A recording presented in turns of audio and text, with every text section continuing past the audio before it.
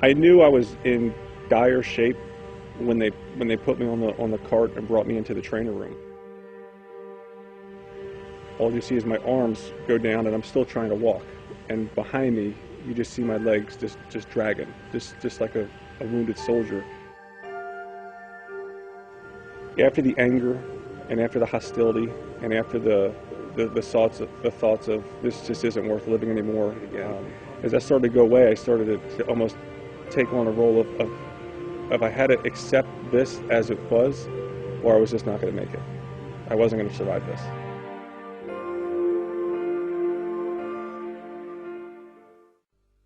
My senior year in college football at Sinus, and I stepped across the line like I did 100 times before.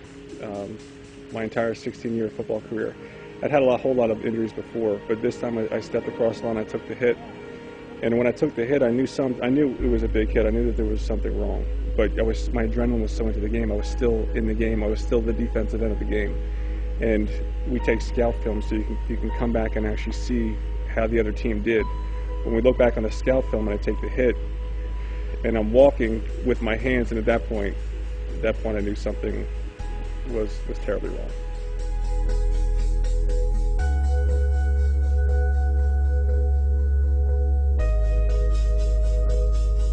One of the trainers that worked on me was my mentor in undergrad, and as she's doing the pinwheel test on one of the techs, or one of the trainers is doing the pinwheel test on my lower leg to check for sensory function, I couldn't feel I knew that she was back there about to do it, but the look on my mentor trainer's face,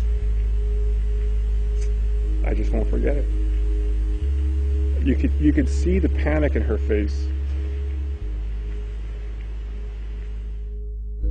When it came to the reality that I was paralyzed and that I may not walk again, is when there was just a total shift in my consciousness. I mean, I went from being 21, 6'2", 250 pounds, captain of the football team, small college All-American, private college All-American, sack leader, all the things that I felt defined me. All of that, all the things I've worked up in my 16-year football career that made me feel like that's who I was, all went away, just shattered in an instant. And as that was the realization, the paralysis was bad, but what was happening in my head was, what did it mean that was left with me? What was left with me? I'm at not only at the bottom, but I've gone so far behind and below what I thought the bottom of my life was about, that my whole entire identity was just shaken to its core. I mean, I always thought I was going to be either a cosmetic surgeon or an orthopedic surgeon. And I still hold those professions in very high regard. I could not see myself doing anything other than what I'm doing right now. I love being a chiropractor. I'm great at being a chiropractor. And it's part of who I am. It's not, I don't punch a clock at 9 and then punch out at 6 o'clock and become something else. It's who I am year round.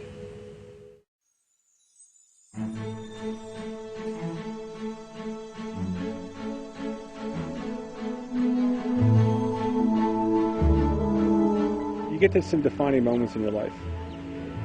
And a lot of the outside stuff, your house, your car, or the things that are just your stuff, they tend to go away. And in those moments, you really find out what it is that makes you tick and what it is that you really want. But I think, again, if you look back at being paralyzed on the football field and kind of being struck down, brought me back to being grounded to what it is that I love, this whole recession, I think, has done this for a lot of us. We've been struck down and brought back to the things that we find important, the things that are really important, or that we hold dear to our heart, the things that we're willing to fight very hard for, is what we're going to be left with.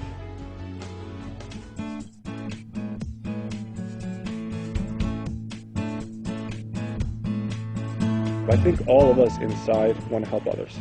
I think the general feeling of most people in this world is to help someone else, help someone out. And when people come into my office, they're coming to our office because they want help. Like for the gentleman who comes in who has a herniated disc or for whatever reason he can't walk anymore, and the staff and other patients see him hobble into the office, and we do 3, 4, 5 months worth of treatment, and they see him in a jogging suit, and now he's got a heart monitor on because he wants to check. He went from being somewhat of a handicap to now the guy's working out and jogging. You can't even put a price tag on that.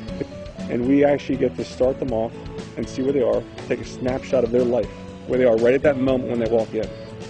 And then we take a couple snapshots along the way. And there's nothing that makes me more proud of myself and for my kids to see and the patients to actually experience themselves is watch people take on the responsibility themselves. They can't just put it all on us, but take on the responsibility. We help them take on responsibility and watch themselves become more empowered. It's my emotional paycheck. I mean, it's a priceless feeling that I can't wait to get into the office and see that patient.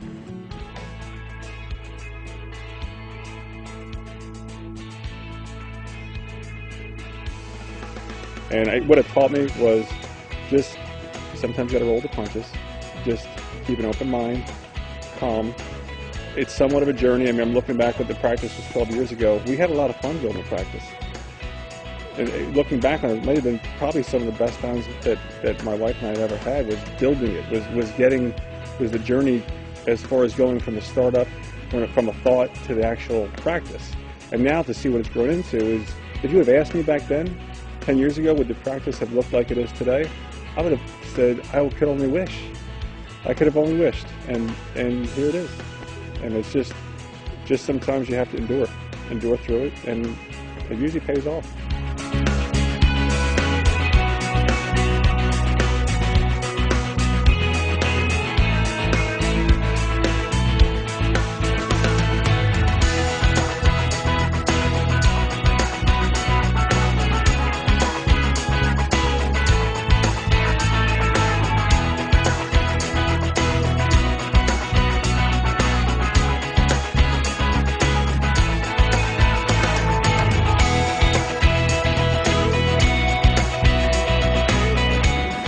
You guys being safe back there?